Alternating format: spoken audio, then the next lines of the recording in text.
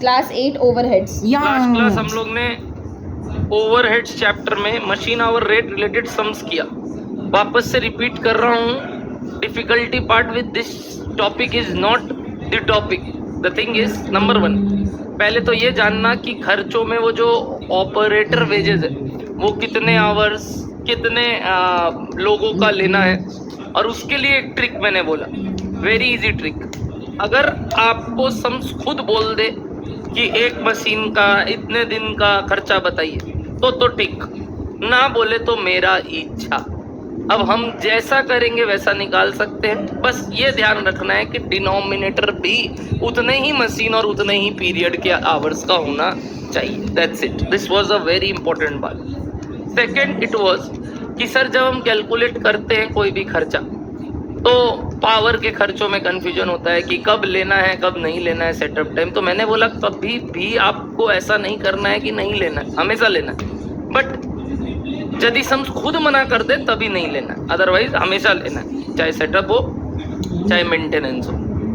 फिर मैंने आपको सेग्रीगेट करना का बहुत बार बोला। कौन सा कॉस्ट सेग्रीगेट करने का बोला?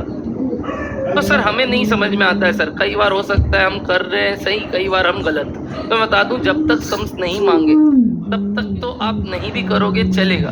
तो सर आप क्यों करवाते हो? क्योंकि इक्का दुक्का सम्स है जहाँ करना पड़ेगा ही पड़ेगा, और वहां आपको तकलीफ नहीं होगा। ऑब्वियस लगेगा कि हाँ चलो ये इधर का जाएगा इधर, बट जहाँ कंफ्यूजन हुआ लास्ट सम्स तक उसमें मांगा भी नहीं था सवाल आपसे, पहला। दूसरा, लास्ट सम्स में ही पहला सवाल था जहाँ सवाल ने आपको कॉस्ट भी मांगा फॉर 4 वीक पीरियड। उससे पहले तक तो सीधा एमएचआर मांग रहा था। तो वो वर्किंग नोट है टोटल कॉस्ट निकालना। तो घंटा हम वो लिखेंगे कौन सा, स्टैंडिंग और फिक्स्ड एग्जाम में। सर अभी आप क्यों लिखा रहे थे तब? कारण एक सम्स आएगा, उस सम्स में अचानक से अगर लिखा दूंगा तो तुमको और डिफिकल्टी होता। तो पहले से लिखवा रहा हूँ ताकि एक वो हैबिचुएशन बना हुआ रहे, और कुछ नहीं। बट अगर आप एग्जाम हॉल में जितना अभी तक सम्स किए उसमें नहीं भी करके आओगे, फुल नंबर है। क्या डन है सबको बात? और बाई चांस इक्का दुक्का इधर उधर हो भी गया तो दिक्कत का कोई बात नहीं, टोटल कॉस्ट सेम आ रहा है। क्या डन है सबको? ऑनलाइन लाइव प्लीज बताइए, ऑल गुड?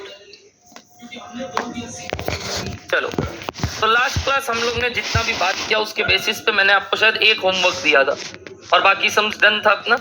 कौन सा होमवर्क था बता सकते हैं? 20 वेरी इजी क्वेश्चन। एक मशीन खरीदा हमने जिसका सैल्वेज वैल्यू इफेक्टिव लाइफ बता दिया और साल भर का एक्सपेक्टेड रन टाइम बता दिया। बट बोल रहा है इसी में से कितना आवर्स और नॉर्मल रिपेयर के लिए लॉस हो जाएगा बताओ? 300। And the other details in respect of the machine are as follows. बताओ क्या लिखा हुआ है इसके बाद? Repair and maintenance during the whole life of the machine. Whole life मतलब 15 साल। Insurance premium 2%, oil lubricant per annum, power consumption no power during repair and maintenance, salary to operator per month दे दिया। Operator devotes 1/3 of its time to machine, you are required to calculate comprehensive machine hour rate. एकदम साफ साफ सवाल दिया। Again सवाल ये नहीं बताया कितने मशीन के कितने टाइम पीरियड का। पहली बात तो सवाल में एक ही मशीन है तो टेंशन खत्म हुआ। दूसरा, टाइम पीरियड आपको क्या लेने का इच्छा हो रहा है? साल भर ले लो। तो हम क्या लिखेंगे बताओ? Calculation of total cost of one machine for a year. पहला डेप्रीसिएशन बताएंगे आप। डेप्रीसिएशन निकाले हो तो 184,320 पक्का एवरीबॉडी? नेक्स्ट खर्चा हमारे लिए था लाइन से रिपेयर एंड मेंटेनेंस। बताओ कितना? डिवाइडेड बाय 15 कर दिए। हाँ 36,000। अच्छा, एक आपने लिखा होगा फिक्स्ड में और एक लिखा होगा रनिंग में अभी तक। चलो मैं लिख भी देता हूँ, स्टैंडिंग रनिंग। मैं लिख रहा हूँ ऐसे ही, अगर आप नहीं भी लिखे चलेगा। नेक्स्ट इंश्योरेंस प्रीमियम जो कि स्टैंडिंग चार्जेस रहेगा 2% of the cost of the machine. बोलो 58296।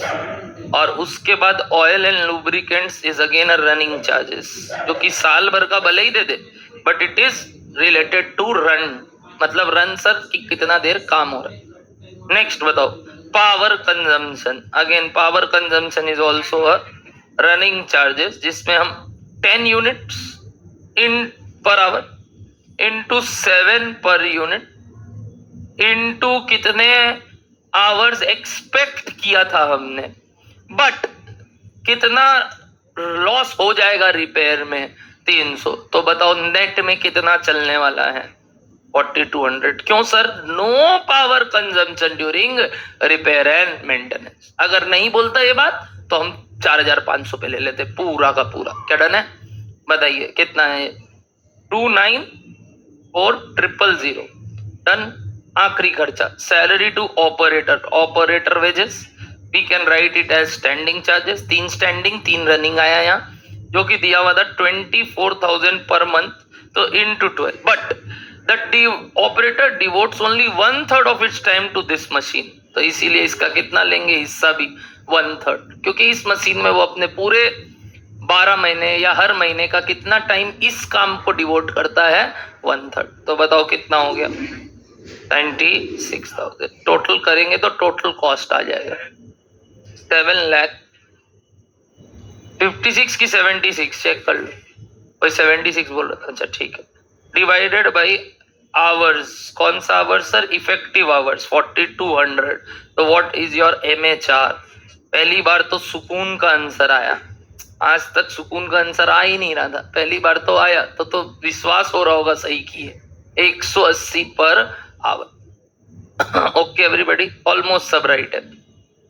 Okay great. तो ये था हमारा सवाल क्वेश्चन नंबर 25। आज हम कंटिन्यू करेंगे बाकी के सवाल, और एक सवाल और जो इसी के तरीके का है, पहले वो करके इट्स डिफरेंट क्वेश्चन करेंगे, जिसके लिए मैं इतने देर से बोल रहा था कि हमें करना जरूरी है, किसमें सेग्रीगेट स्टैंडिंग और फिक्स, और उसका लॉजिक भी दूंगा क्यों। आइए पहले क्वेश्चन नंबर 21 पढ़ेंगे। क्वेश्चन नंबर 21 फटाफट एवरीबॉडी रीड क्वेश्चन नंबर 21 फटाफट।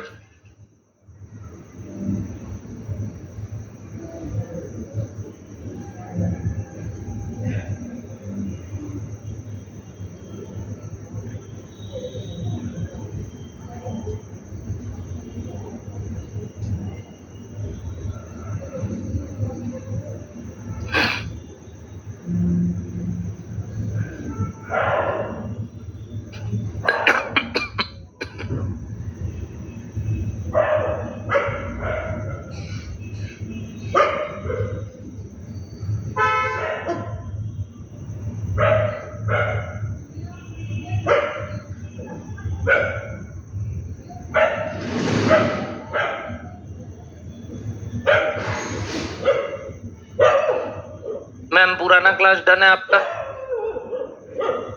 तो आज पहला है ऐसे अचानक से?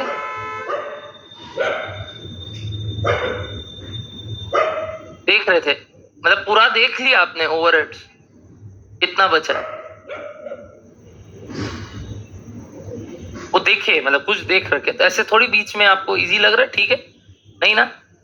हाँ तो कल से ज्वाइन करे, ज्यादा बेटर नहीं? कल से नया चैप्टर है। ओके आज कर लो, बैठे हो तो अब बैठ जाओ, कोई दिक्कत नहीं है, बट ट्राई करना कि ये टॉपिक जब आप वापस करो तो इसको फास्ट में एक बार घुमा लेना फटाफट, ठीक है?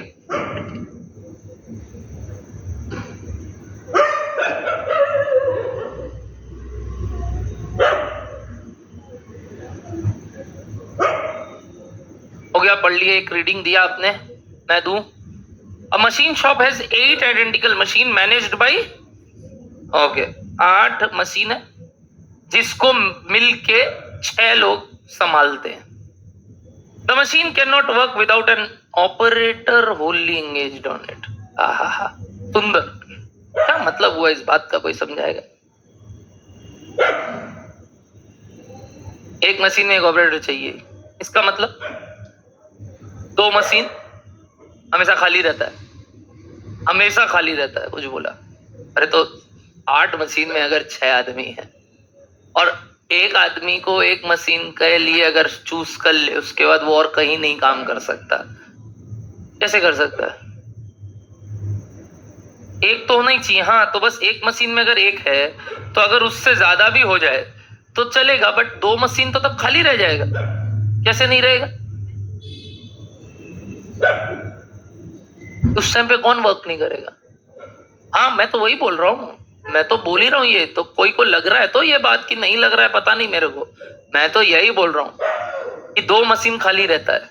बट मैंने एक लाइन और बोला उसके बाद, पूरे साल। तो क्या?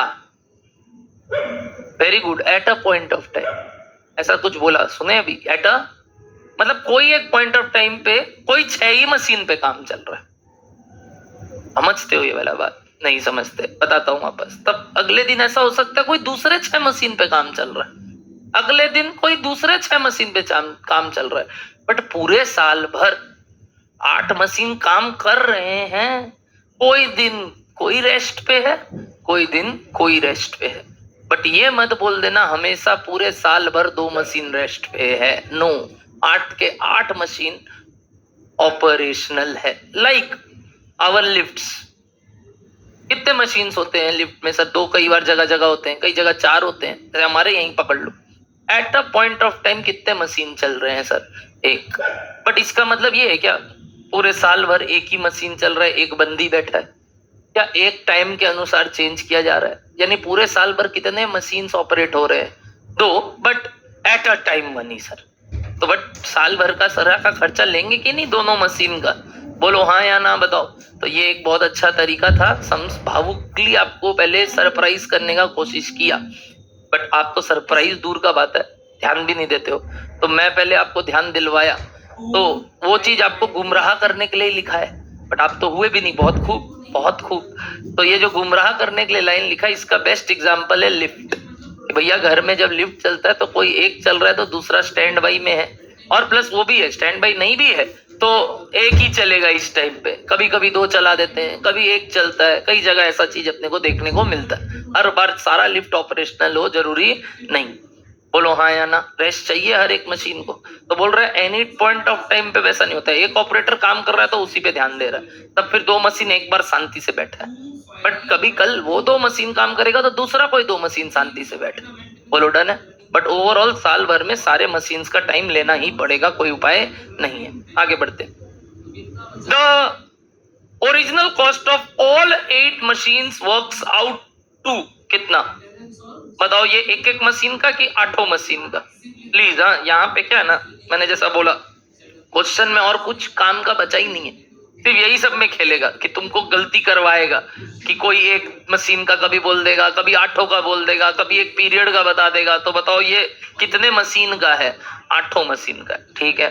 And the following particulars are furnished for फिर खेला किया कि 6 महीने का बोलता है हम लोग डेटा दे रहे हैं, 6 महीने का डेटा, ठीक है। पढ़ना चालू करते हैं। पहला, normal available hours.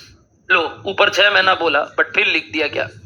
Per month पर ऑपरेटर। कितना दे दिया? एक मिनट, अच्छा किया पर ऑपरेटर लिखा, पर मशीन लिख देता ना और गड़बड़ हो जाता, क्योंकि पर मशीन तो हो ही नहीं सकता। 2 machine any time stand by में है, 6 का ही लेना पड़ता। ओह अच्छा किया ऑपरेटर लिखा है, ऑटोमेटिक हम 6 का ही लेंगे। हम बोलते हैं कुछ, हम बार बार बोल रहे हैं बहुत गंदा आदमी है हम, नहीं